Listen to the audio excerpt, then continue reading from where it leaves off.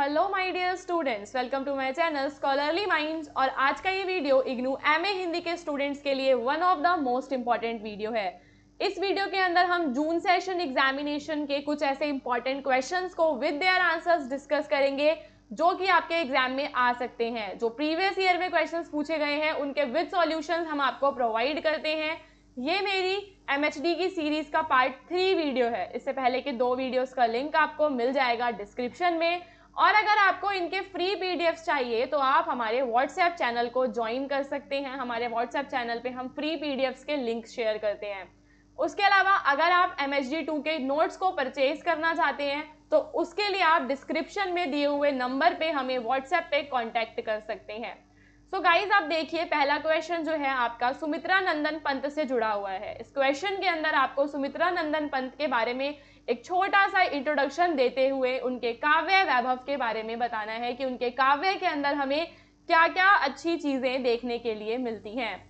So first of all उनके introduction में हम बताएंगे कि सुमित्रा नंदन पंत हिंदी साहित्य के प्रमुख छायावादी कवियों में से एक हैं और उनकी काव्य यात्रा अत्यंत समृद्ध, विविध और वैचारिक दृष्टि से गहन रही है। ठीक है, तो काव्य यात्रा का मतलब यही है कि अपने जीवन में जितना भी उन्होंने काव्य लिखा है उसके बारे में हमें बताना है कि उनका जो पूरा काव्य है वो काफ़ी समृद्ध है, यानी कि उसमें हमें काफ़ी सारा मटेरियल देखने के लिए मिलता है। विविध है, यानी कि विभिन्न मुद्दों के बारे में हमें उसमें देखने के लिए चीज़ें मिलती हैं। और वैचारिक दृष्टि से गहन है। उनका काव्य सौंदर्य, प्रकृति प्रेम, मानवतावाद और दर्शन से ओतप्रोत है।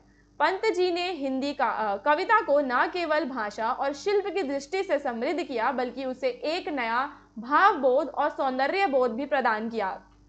तो ओवरऑल जब मैं बात करती हूँ हिंदी कविता की, तो हिंदी कविता में हमें बताना है कि ये जो सुमित्रा नंदन पंत जी हैं इनका एक बहुत बड़ा योगदान है। उन्होंने हिंदी कविता को काफ़ी ज़्यादा समृद्ध किया है और उसको एक नया भावबोध, या हम कह सकते हैं कि हिंदी कविता को उन्होंने एक सौंदर्य बोध प्रदान किया है। उनका काव्य वैभव अनेक कालखंडों में भी हम विभाजित कर सकते हैं।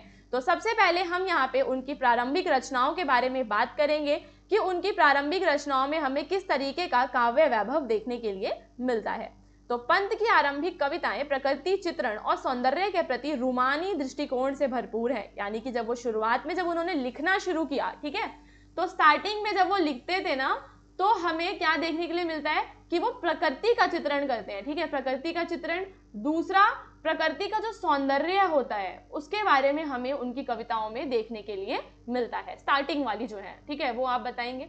उसके बाद इस काल में वे संस्कृत निष्ठ, कोमल, भावप्रवण और कल्पनाशील भाषा का प्रयोग करते थे। इन रचनाओं में छायावाद के प्रमुख तत्व, तो छायावाद क्या है वो हमने अपनी पुरानी वीडियो में डिस्कस किया हुआ था।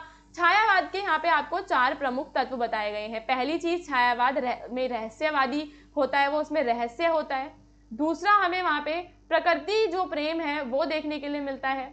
वहाँ पे सौंदर्य को बहुत ही ज्यादा बढ़ा चढ़ा के बताया गया होता है। एंड आत्मनिष्ठा जो होती है कवि की, वो वहाँ पे हमें देखने के लिए मिलती है।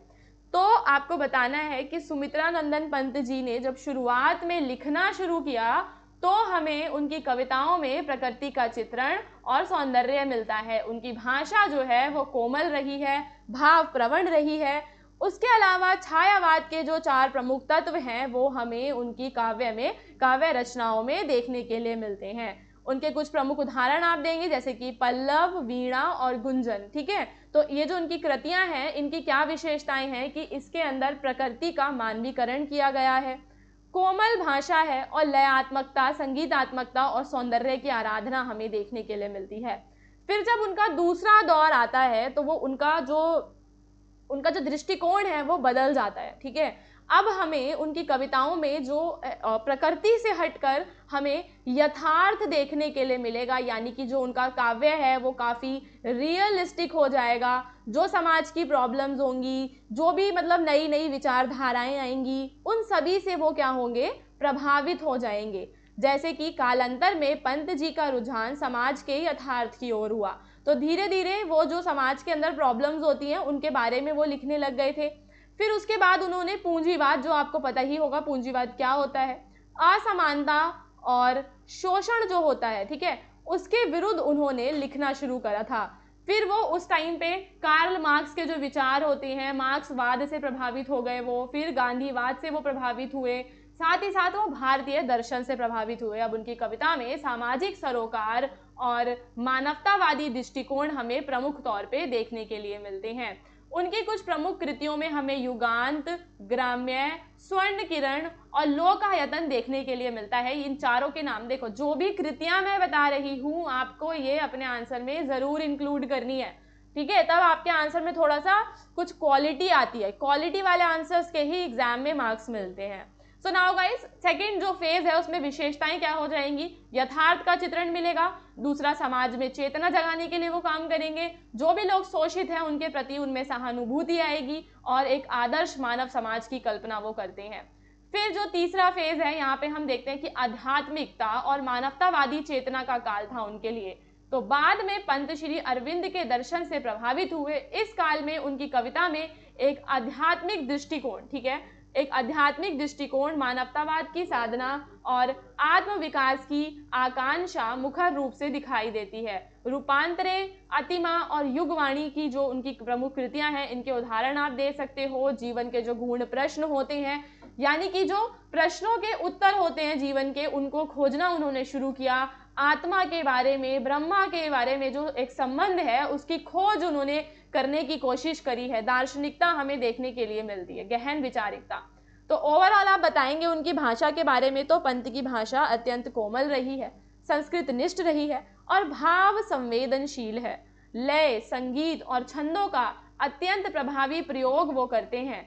प्रतीकात्मकता और बिंबों का सुंदर प्रयोग करते हैं। वे हिंदी कविता को एक उच्च कोटि की काव्य भाषा देने वाले कवि हैं, ठीक है। तो उनकी जो काव्य भाषा है उसकी वजह से हम देखते हैं कि जो हिंदी कविता है उसको काफी ज्यादा उन्होंने समृद्ध बना दिया था।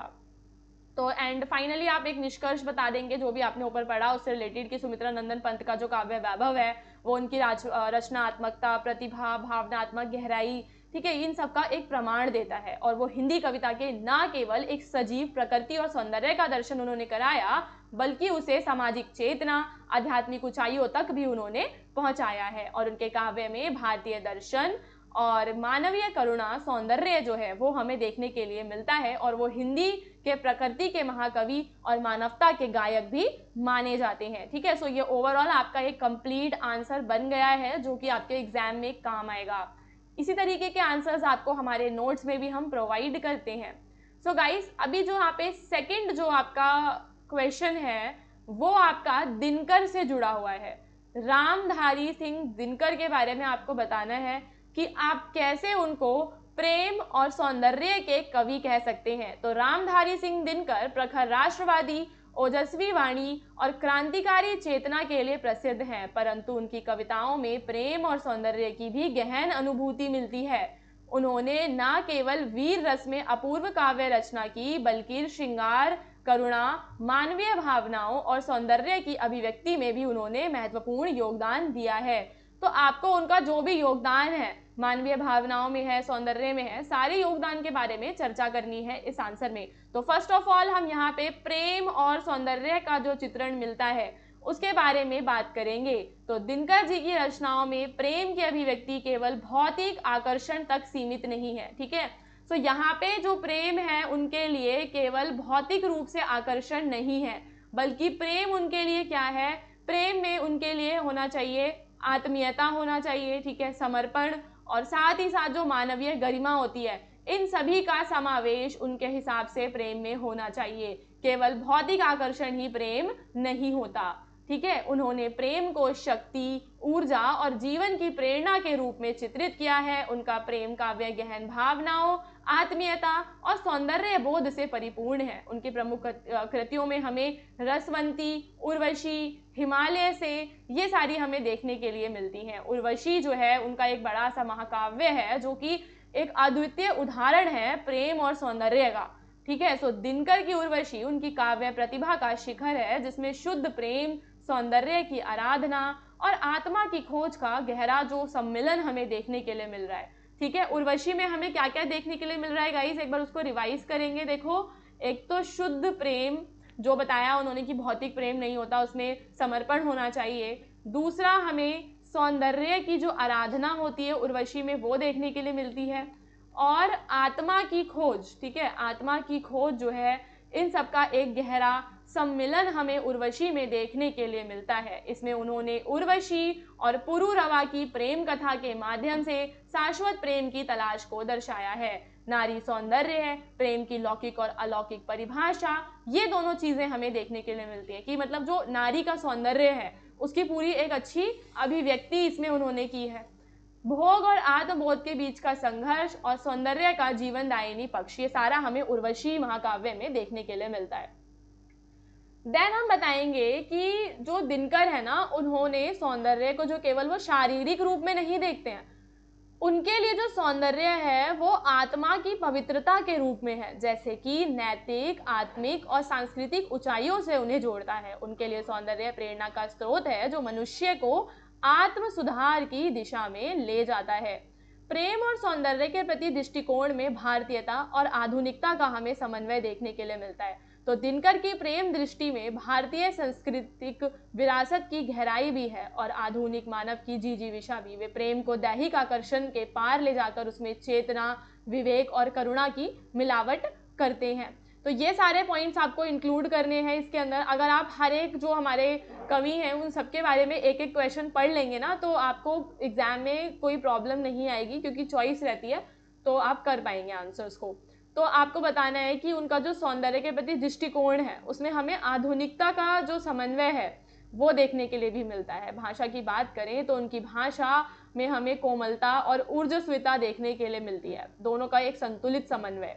प्रेम और सौंदर्य के चित्रण में वो संस्कृतनिष्ठ, ध्वन्यात्मक और अलंकारिक भाषा का प्रयोग करते हैं। बिंबों और प्रतीकों के माध्यम से वो गहरी संवेदनाएं भी प्रकट करते हैं।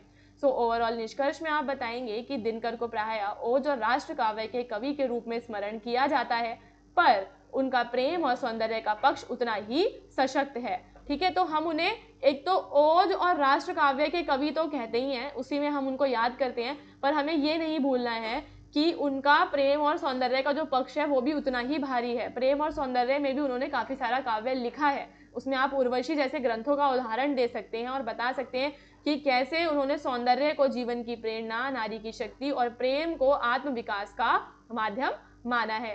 सो आई होप कि आपको पार्ट 3 वीडियो के सारे जो क्वेश्चंस हैं वो समझ में आ गए होंगे। पार्ट 1 एंड पार्ट 2 वीडियो को देखना बिल्कुल भी मत भूलना।